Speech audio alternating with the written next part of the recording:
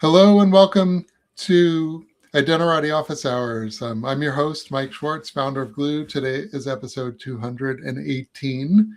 And before we get started, a quick reminder to please follow the live stream on LinkedIn or YouTube and now on Spotify. We're finally on Spotify for everyone who's asked a million times. We're there now, putting new episodes up and even some old episodes. The topic today is Agent Trust Registries. Our guest today is Eleanor Merritt, president of Archon, one of the global leaders in privilege access management, but also vaults, cybersecurity, IT risk assessment solutions. Welcome, Eleanor. Thank you. Yeah, and I'm broadcasting from sunny Ireland, well, right now. So, yeah, I'm You're excited to be normally here. based in the Bay Area. I introduced you last week as an Oracle veteran, but I Yes, think maybe yes. you could give us a better background of your actual career trajectory. Yeah, I was at Oracle basically since childhood. No, but I'm kidding. But since I graduated from college, and I started off as a developer, then got into management on the sustaining engineering side for a database. So I was involved in all the customer escalations and stuff for years. And then I'm not that long in the identity business compared to many of the other folks that I've been circulating with over the last few years. But I got into identity. I started leading identity for Oracle 2019. And so I led development, product management, support, a lot of the aspects of it. And I also ran database support while doing all of this. Um, and then I joined Archon about 10 months ago, Mhm. leading their product development, product management, product strategy. So yeah, here we are. And yeah, so I guess I started in identity back in, I want to say 98. Oh gosh. Yeah, that's pretty much when identity started as we know it, I think. Yeah, Yeah, right. it's a I fair started to hear assessment. about directories around that time, and yeah. That's how I got spun into it. I had started and sold an internet service provider. And then I felt like, hey, this web access control thing, that's really like getting hard. That's going to be interesting. And Mhm, I had no mhm. idea what I was really getting into. And we started with directory services and tools like SiteMinder. And then, I feel like 27 or 28 years later, here I am. Yeah, well, I remember hearing about directories first as kind of just database applications, because that's how we saw them initially at Oracle. They were just Care. ways to use our database, right? Yeah. And then we built on that, of course, after a few years. But yeah. Yeah, and now it's funny you say that because I do think that, well, LDAP was always like the purist who started the LDAP will tell you that it doesn't say anything about persistence in the IETF specs. It's a protocol. Hmm. Um, but in practice, I think that you're 100% right. It's a strategy for storing data. And now it's a Hmm. strategy we don't even recommend you use anymore. I think we stopped production support of LDAP in our new product for sure. I think we're still supporting it on our older product, but Oh, yeah, it won't go away that quick. um, Yeah, still many customers out there using LDAP. Yeah, yeah. it does. Yeah. And Oracle has some of the best ones. So because they acquired the Ping. I always thought the best one was Unbound ID, which was bought by Ping, but Oracle had a version of that. I think they call it Universal Directory or something. Yes, that's right. Yeah. A Yeah, and very before good that, they piece had of a software. internet directory, which was an Oracle database based, but then they built it based on an in-memory database, the Oracle Universal Hmm. Directory, which became the strategic directory, I guess, and supported the SCIM protocols and so on. And still around, still lots of customers. Yep. Yeah.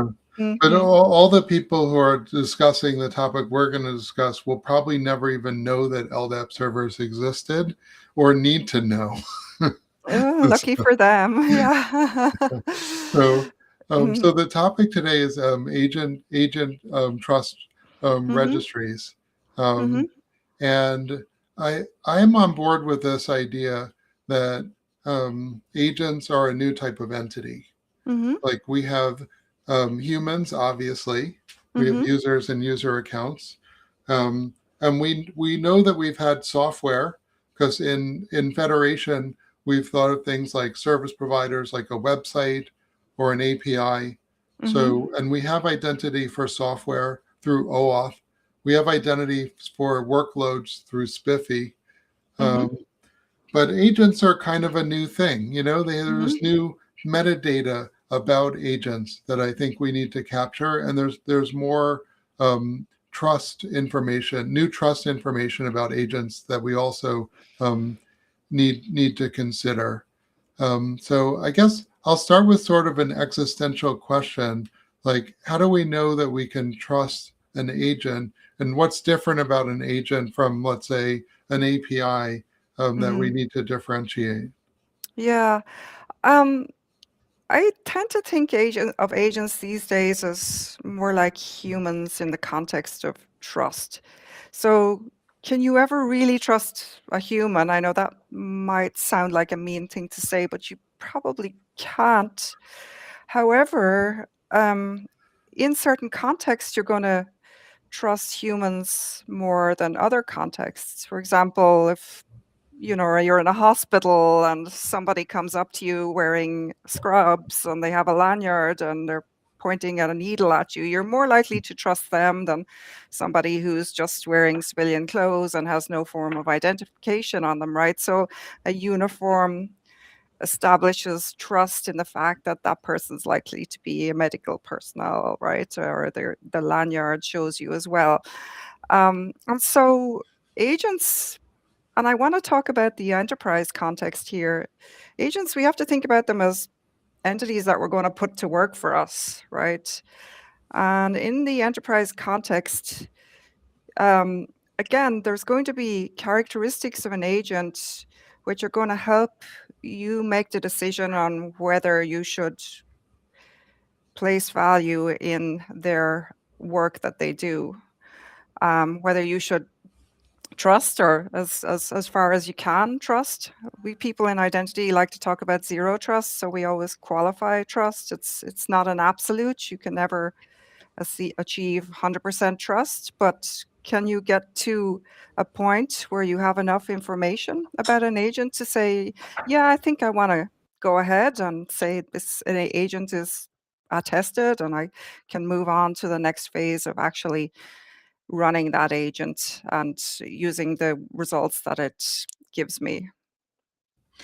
When I think about trusting humans, because since you opened that can of worms, um, I think about, trust is established based on seeing the human do the same thing over and over again over time, Mhm. and then Mhm. and you're able to understand that, um, you know the next time this thing happens, this human's likely to react the same way, because I've seen this play That's out true. play out Yeah. before. Mhm.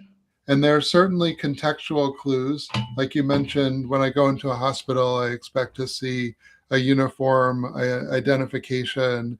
And so the context that I make for that decision about trust, even if I don't know the person, there are other proxies that I can use to figure out if this person is likely part of the institution or not. Correct. Although that Yeah. can be tricky. We've all It's seen spy shows where the yes. fake Yeah. ambulance rolls up and they kidnap the guy and roll him out with as an emergency worker. Um, Yeah. I mean, you can always there's always going to be a certain amount of doubt, but I mean, I think at a certain point it can't be a paralysis, right? If in a business context you want to use agents, you should use them responsibly. I think we can all agree about that. And the more information you have about an agent, the more your level of confidence is going to be in whether or not you can use them responsibly. So, and all that kind of information would go into a trust registry. And a trust registry is something that's not static, right? So you do have to update it. Every time something new emerges about that agent, you need to update your registry. And every time you want to use an agent, you're also going to have to check your registry as well to see if there's something maybe different about the agent this time that you've recorded. Uh, and so all of this helps establish that kind of relationship of, yeah, I feel good enough to use this agent versus other agents, or maybe not even an agent at all.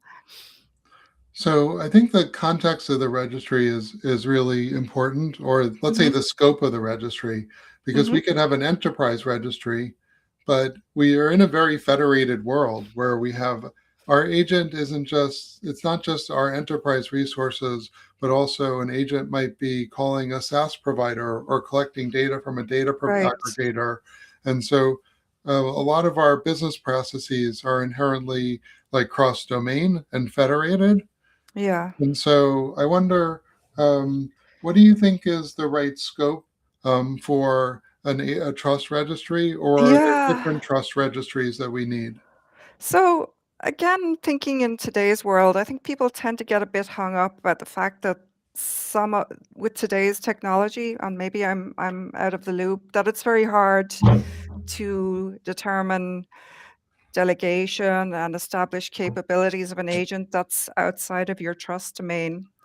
And I know there's work going on there. I'm maybe not 100% up to speed on it, but every time it comes up in conferences, people say, "Oh, let's table that one."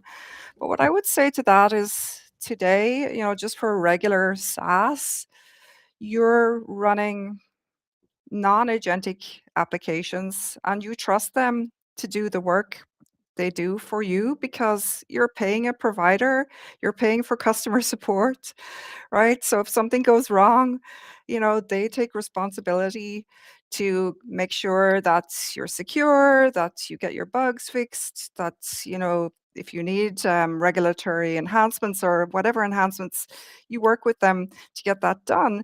And so for an agent that's maybe outside of your trust domain, that maybe comes from a SaaS provider, there could be an executive decision made on behalf of the company, which says, yeah, I'm going to just trust all these Microsoft Copilot agents. And I'm going to put them into my registry, though, too, because, I need to have the same kind of tracking for all the agents that I'm using in my business.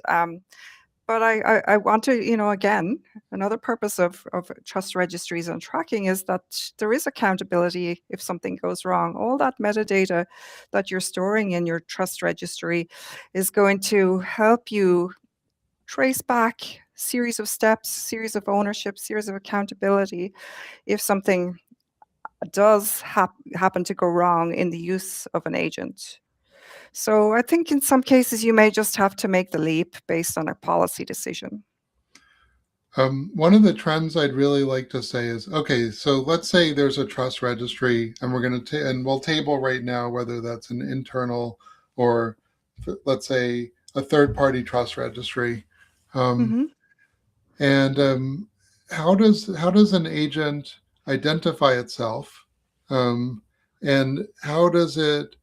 So the end product of this is going to be an attestation from the trust registry, right? Correct. Some type of Yes. artifact that can be presented, and I guess hopefully bound to the agent. Right. But what Yes. level of detail are you going to here? Or does the registry include cryptographic, let's say, public keys that tie the identity or enable the agent to prove that they're associated with this attestation that they're presenting? What level of detail do you think trust registries need to go to on the So, authentication yeah, layer? so the attestation process happens separately after checking the trust registry for an agent. And so when you attest that an agent that you've assigned a certain amount of trust in that agent, then you can issue it using SPIFFE, an SPID, which basically is a stamp which says, yes, this is my, I guess, token of acknowledgement that I trust this agent Mhm. and that I'm ready to move on to the next steps, perhaps in authorization, right, of matching policies, privileges, and capabilities against user intent. So, yeah, I mean, things about the metadata for an agent that's in a trust registry it can contain a lot of different things, and I could possibly start going into that if you would like. Yeah, I'm Yeah. kind of curious what it does contain. So it sounds like you're implying that there could be cryptographic material in there. Yeah, there could Um, be. Yeah. Um, and maybe not, so it depends on the type of agent it is. And there's different types, right? You can have agents which, are just developed by your developers, as part of your CI/CD flows, and they're just doing fairly simple things. And then there's more agents that are doing more commercial tasks like payments and so on. And I got, obviously there's going to be different levels of identities that are and cryptographic proofs that are associated with any of those. And the I guess, these all carry weight, right, in determining how much you can trust this agent. Uh, but again, somehow also the weight of the capabilities of the agent is important too, right? If they're only going to do something that's low impact, then it's not necessarily something that you need to worry about in deciding whether or not you should let it go ahead. So, yeah, let me, that's yeah, almost like you're saying yeah. the agents don't have capabilities. The agents have authority to utilize certain services. Let's say the Mhm, services themselves are the things that have the capabilities. So I would say if an agent is calling APIs or MCP servers, it's mhm, the MCP servers that have the capabilities. What we want to do is somehow make sure that the agent has the authority to use those services. So the agents themselves, and this is sort of an interesting question, in MCP, we have a concept of skills. right, Um, and but the agents themselves, what some of the interesting metadata I think that could be used for both authorization but also for discovery mhm, is what does this agent do? and right, and how do yeah, we and we want to improve reusability. If I have an enterprise, maybe I want to make sure that if somebody wrote a calendar agent, that somebody in a different department doesn't write the same exact agent and they could find this agent in the registry.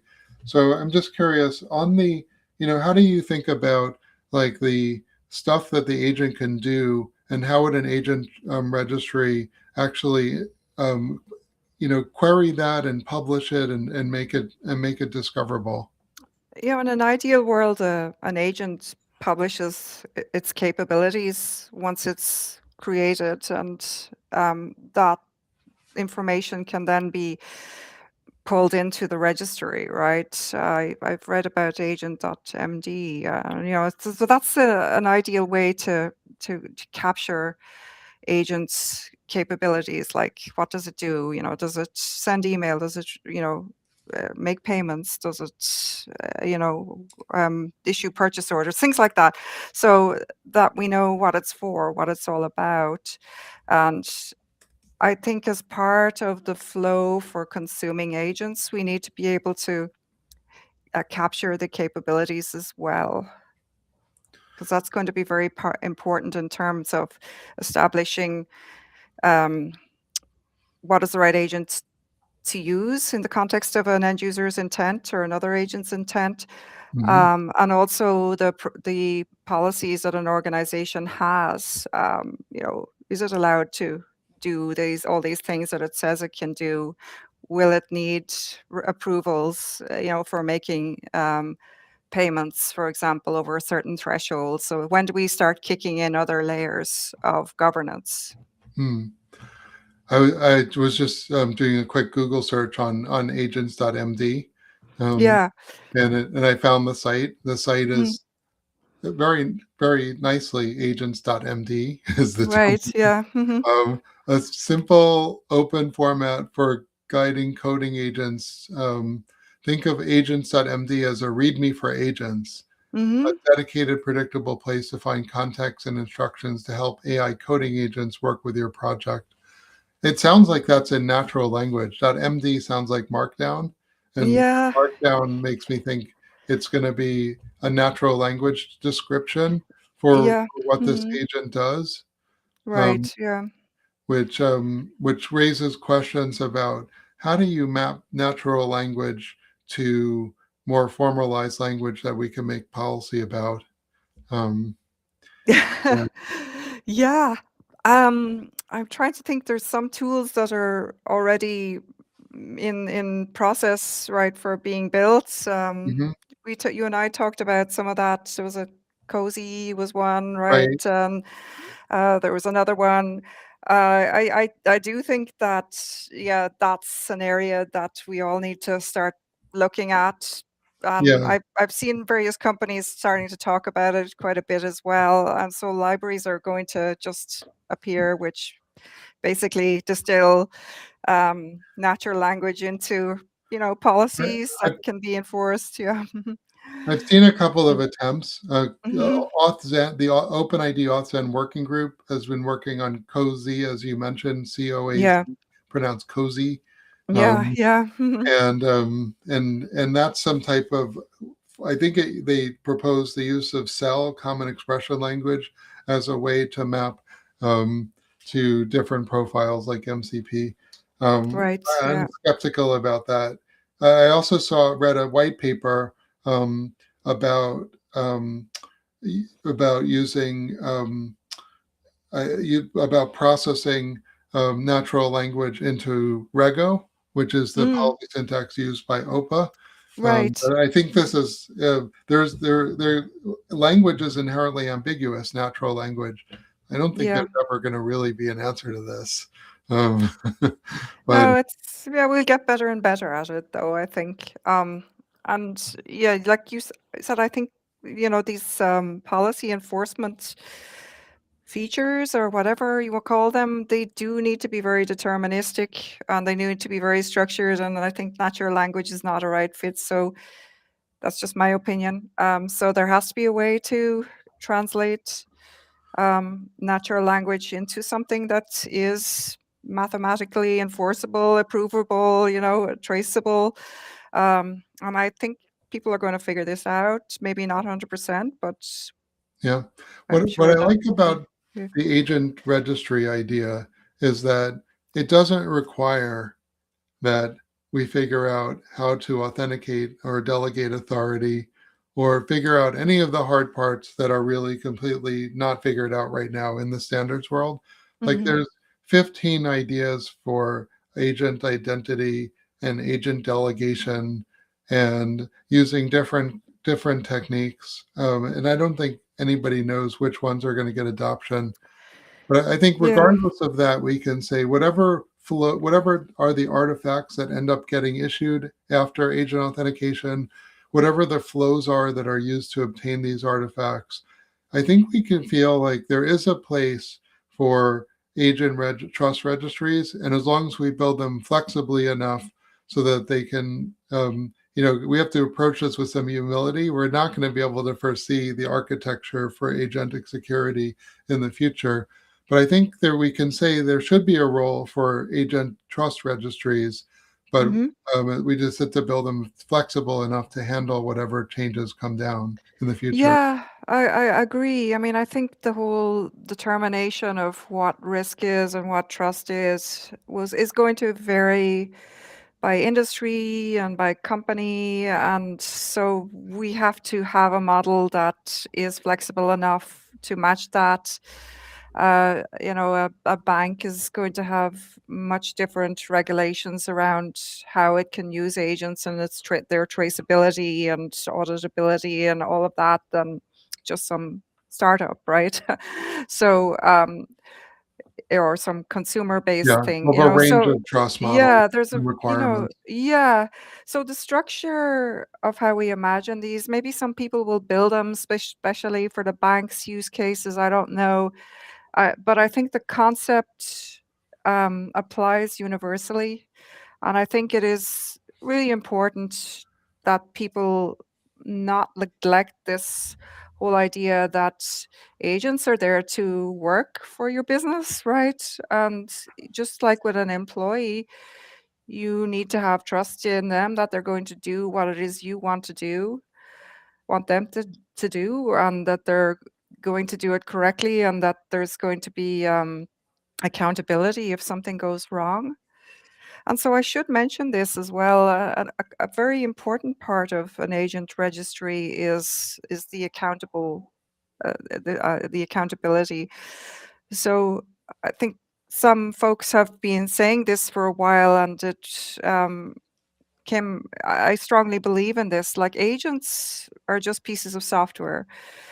They cannot be held responsible for anything that they do. They cannot be thrown in jail. They cannot be fined. If you kill them off, great, they'll just create another agent.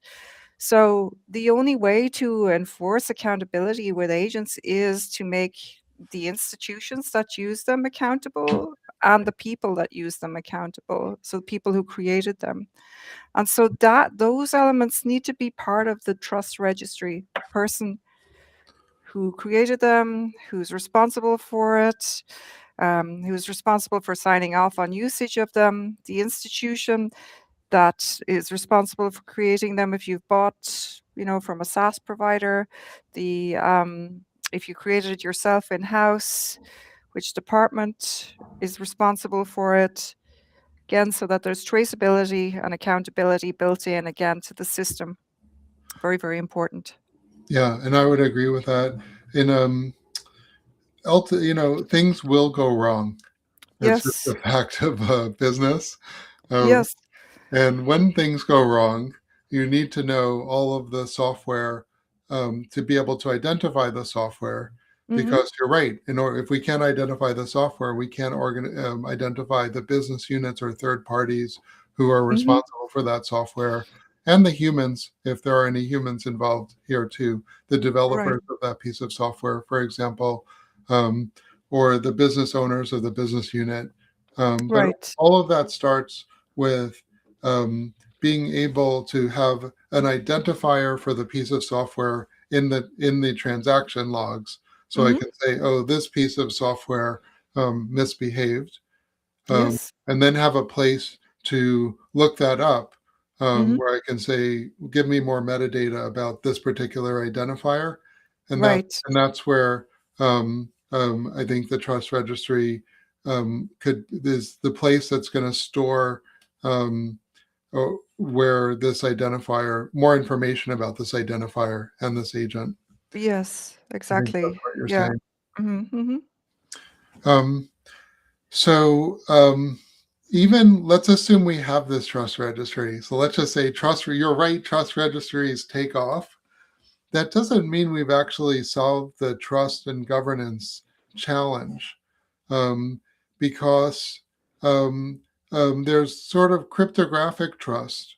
Can Right. I validate this attestation as being from the trust registry that I've decided is the one that I trust?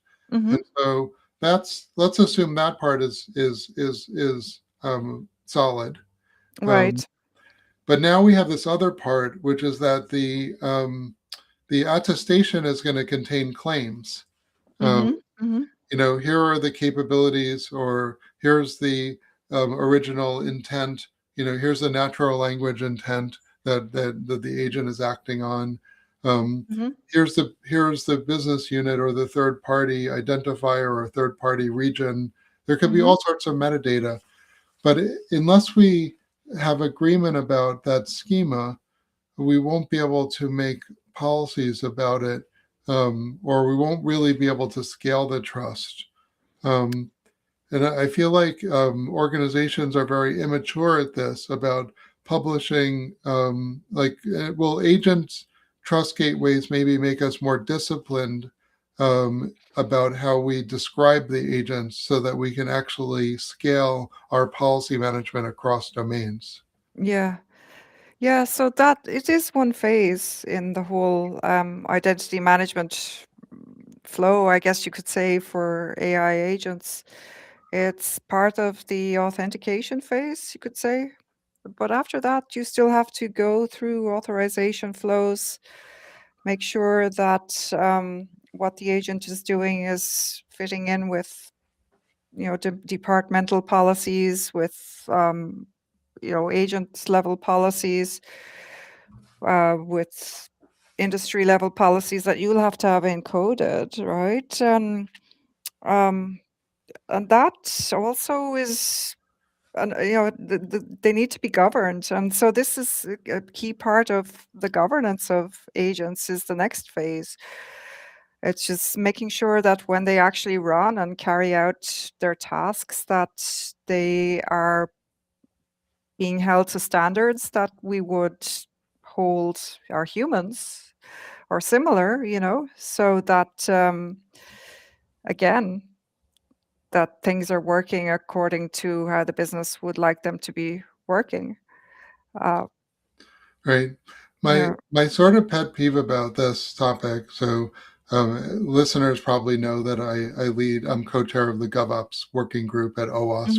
Mhm. So Mhm. I'm governance is a topic I'm very interested in. And Yeah. at the MCP Dev Summit, which is coming up in San Jose in, I think, last week in November or October. I want to say October 22nd to 24th, maybe. Um, anyway, at the MCP Dev Summit, guardrails or governance seems to be in every single talk. And Oh, people are discovering it suddenly, huh? but Yeah. I feel Yeah. like half of the time when people say governance, they mean they're saying, I want to make sure we have governance because I want to make sure that my agent can't drain my bank account. Um, Mhm. but that's really, I feel like they're conflating, or I want to make sure that when I transact, on this with this platform, that it makes sure that I'm always in front of my computer by doing a phishing Mhm. resistant authentication. So that my point is that a lot of people and almost all the speakers that I hear talk about this topic conflate governance and with authorization. Um, and so I see agent trust registries as really orthogonal to authorization and governance. Yeah. Um, Yeah, I agree. Yeah. It's just, it's another feed in your whole mechanism for working with agents. Yep. what's your view of governance, though? Because putting my cards on the table, I view governance as managing risk and steering the business around those risks, Mhm. as holding people accountable when things go wrong, and Mhm. building an observable system because you can't steer if you can't see. Um, Yeah. but how do you define governance, and how do you sort of differentiate between governance and authorization? I think you're right. Like the way you define governance is more aligned with like a typical sort of board definition of governance for running a business. It's all about managing risk and having observable systems and accountability. I think a lot of us in the identity business tend to think a little bit less abstractly about governances. We just think it's about defining roles and privileges and policies, and yeah, that's really just sort of outcomes. That's authorization. Yeah, yeah, that's authorization, and so maybe, I don't know, the industry start talking about IGA, identity governance and administration, as a as a collective term to describe authorization or something. But I think you're thinking at a higher level, which is right, because then it becomes more encompassing, and it touches much more on the needs of a business rather than people sitting down and encoding Yeah. policies and rules. People tend to get into the weeds and forget why they're doing things. I'm a Yeah. literalist. This is Yeah. my although I'm not really an engineer, I was a liberal arts major, but Hmm. maybe it's my liberal art training. I just think about the derivation of the word govern. Hmm. It's derived from a Greek word that means to steer, like to steer a ship. Hmm. Hmm. And Hmm. so to me, govern, that's what it means. When we started, when we launched the Cedarling, I had this saying where I'd say, it's a new way to, it's not RBAC. You could do RBAC in it, but it's not RBAC. You could Right. express all these other fancy policies. And I Hmm. can tell you, we have all these new ways to manage authorization. I have no idea how to govern it. I have Mm, no idea mm. how to tell you if you have the right policies or Right. how to Yeah. prioritize which policies you should look at. In Mhm. IAM, we tend to look at privileged accounts. We tend to say, I'm going to inventory all of the humans. I'm going to see which humans have a lot of privileges and make those are the high risk, the highly privileged account. And then I'm going to do Mhm. privileged access management and try and um, really focus, prioritize security for the things that have bigger, the privileges that have bigger business impact. Right. Yes. Yeah. And that Mhm. strategy has been working. Um, but I feel like it doesn't really, I fear that that approach is not going to scale to agentic, where we have It's not. ephemeral, shorter lifetimes for agents. Yeah. And so is an agent trust case. And so I really shudder when I hear people say we need to, we know how to solve identity for agents because we've done it for humans, and we're just going to apply that same Yeah, but that's the strategy. thing. We haven't really done it for humans. We've kind of simplified, created an abstraction, the digital ID for humans, but that's just a digital representation of you. And in critical situations, you're still going to have to show up in person and show your passport and whatever, right? So I think we have to think broader with agents, rather than just trying to simplify things down like we have done with humans. Yeah. Yeah. And agents can be more ephemeral. Um, Yes, I like yes, to talk yeah. at IAW. Sarah Caccetti did a presentation on Claudry Hepburn, Oh, yes, I've heard of Claudry. Yes, an yeah, agent she built in her on yeah. one of her iMacs or something. Yes, I've been Um, introduced to Claudry. Yeah. and so Mm. Claudry creates her own subagents, I guess. Mhm, And she mhm, uses a Spiffy-like protocol, not Spiffy, a Spiffy-like protocol to that way she can track her various subagents, like mhm, which one did this thing. And those subagents are very ephemeral. mhm, And we also had a conversation with Carl McGinnis about mm, what is a client ID and is agent ID and client ID the same thing, like an OAuth client ID. mm, mm. And it was quite clear that client ID is not an agent ID. Um, Right. and so I worry that these agents, they're not humans. Humans have a very slow life cycle. Joiner, mover, lever. It, Exactly, yeah. it Mm. happens like over a period of days. Joiner Yeah, happens. Nobody gets provisioned, or maybe even mhm, if you're really fast, you're going to be turned up the same day, right? right. Um, Mm, And so, yeah, so these agents are more ephemeral. And I think the Agent Trust Registry is important, could be important piece of infrastructure for companies to have. mhm. Um, but, um, but I don't know that um, it's a source for authorization. No, it's not enough. It's not enough for that. No, it's not. I can tell you that with 100% certainty. Yeah. um, I actually want to pivot.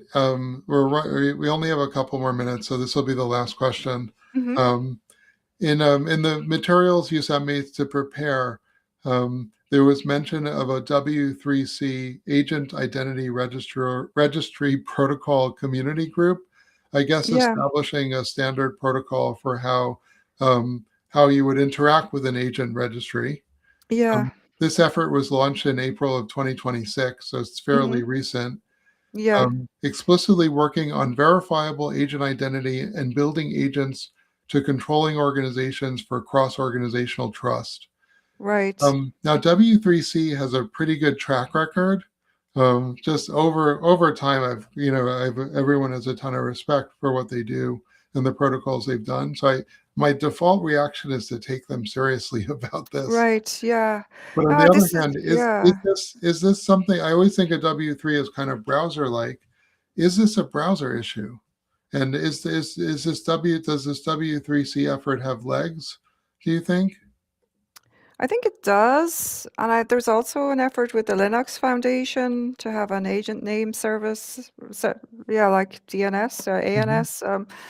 So there's definitely a lot of people out here taking this seriously.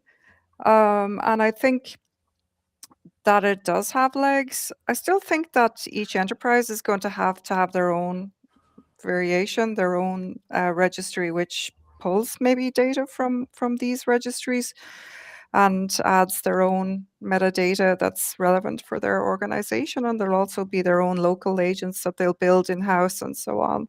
So they'll have to be registered. But yeah, I mean, just generally, when you think about what we're trying to achieve, it's got to resonate, right, with the real world. Um, Again, when you think about how you trust humans in the context of organization, apply that to agents. It's all about information that you have about them, and that has to be collected somewhere. Now, with humans, it's not, it's a lot of stuff happens in people's heads, and it's reputational based and perception based and all of that, and we make mistakes. With agents, we're going to have to automate this stuff. I wonder if So, they're onto something. mm, I had Rolf Lindemann from, he's at OneSpan now, the company mm, formerly known as Vasco. Um, mhm. and OneSpan acquired Knock Knock. And so Rolf Oh, was yeah. one of the co-founders of Knock Knock and also co-founder of Fido Alliance. So I consider Yeah. him to be Professor Paskey, actually. Yeah. Yeah. Um, Mhm. and we were talking about how Fido Alliance is actually moving into agentic, which Mhm. wasn't Mhm. obvious to me why they should do that. Um, Mhm. but it turns out that it makes sense because actually, if you think about passkeys has a browser interface, Mhm. so a W3C, like, so there the browser connection makes sense to me. But Mhm. also, passkeys have a system level. So whether it's iOS or Android Mhm. or Windows, I guess, there's system level FIDO passkey calls that you can do. So a Mhm. native app can invoke passkey authentication, not just Mhm. the browser. And I wonder if this is the direction that agents are going, where we want to sort of have this binding of agents Mhm. to the browser and to the system, um, which are connected to a secure element, which can provide Right. a cryptographic proof that you're dealing with the same evidence, and move Mhm. away from if I think of one trend, the most important thing that passkeys are doing are moving towards asymmetric authentication, Mm. and Mhm. moving away from shared secrets towards asymmetric authentication. Right. And so maybe what we're seeing a glimpse of is that this agents are also going in this directory or in this Mhm. direction of moving towards asymmetric secrets, and that's going to require integration with the system and browser, Mhm. and also registries, because once you introduce public-private key cryptography, you need a place to publish public keys, and Right. Yeah. Agent Trust Registry plays. So I don't know. It's very embryonic right now, but I Yeah. think there's that this idea of Agent Trust Registries has legs. I'm not quite sure how it shakes out because of all of the moving parts right now in the industry. Yeah. Yeah, agreed. Yeah, well, everything's moving so fast. It's really difficult to keep up. But I heard about Agent Trust Registries for the first time. I think it was at IIW, maybe a year ago, year and a half Seems like a ago. year ago. Maybe it was in Yeah, May though. yeah, yeah. So, it's not, well, it's old in the context of AI agents and IAM for AI agents, but it's stuck around. And it's very hard to, I mean, I'm part of the OIDF and we have a use case discussion on agent trust registries. And there's people from all over the industry in this conversation. I think we're pretty unanimously aligned that we need to pursue these and there needs to be standards around it. And yeah, we need to continue to flesh out what this work entails. So pigeons are flying, or should be flying any second. Oh, there they Um, are. so Okay. before Yeah. my loft.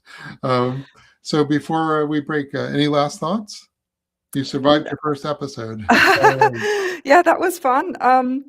Yeah, thanks for having me. I had a slide which sort of summarized, all the things that are going to make up Agent Trust Registries. And it's a super high level slide, but hopefully that you could bring that up. I can show the slide. Yeah. Yeah, yeah, It might not show you. yeah, yeah, yeah. So this sort of summarizes a high level the kinds of things that we want to track within an Agent Trust Registry. And it's all within the context of the actual action you're performing right now. So again, this is always going to be dynamic, but an agent's identity will be stored there. So it could be its cryptographic identity proof. There should be information there about its provenance, where it came from, if it came from a vendor, what LLMs it's using, and so on. Ownership, like who's accountable for it, an institution or a person, or ideally both. It's technical integrity, what code, workload ID, what software version it's running on, whether it's being signed, whether it's got a security posture, where it was deployed, things like that. Capabilities, we talked about that. So capabilities are what's the agent supposed to do? So it should provide that metadata. And then governance and compliance, we have things like what are the approved use cases that it can run against? How would you classify its risk? How would you classify the data that it can access? Maybe there's regulatory requirements that it has to work under and policies and so on. And then last but not least, I think, is the behavior, tracking its historical behavior in the past. Has it had any violations or any anomalous behaviors in the past, any failures with authentication, or any revocations or things like that. So that also should be in there. So you can see these agent trust registries are going to contain a lot of data. But again, the more data you have and the more often you can update that data, the more likely it is you can trust that agent to do the work you want it to do. Well, I can't, we're out of time, so I can't challenge you on the slides or ask follow-up questions. We'll have to take that up at IAW, which hopefully Yeah. get hmm a chance to visit more there. Yeah. I just want to quickly announce the next episode. Christian Posta will be talking about Agent Gateway. I feel like every other episode or every 2 out of 3 episodes we're talking about agent stuff. Agent Gateway, like, it's funny because we had API gateways and we had Yeah. MCP gateways, and it was a couple of years from the time we went from API gateways to MCP gateways, and now we have agent gateways because the agent should basically call a gateway, which then knows which approved MCP services it can call, and not Exactly. just like a Yes. couple of months. Yeah. So Yeah. we're We've gonna been looking at this too. Yeah. I'll have to tune into that episode. It sounds really interesting. Yeah, so this is with Christian Posa is at solo.io.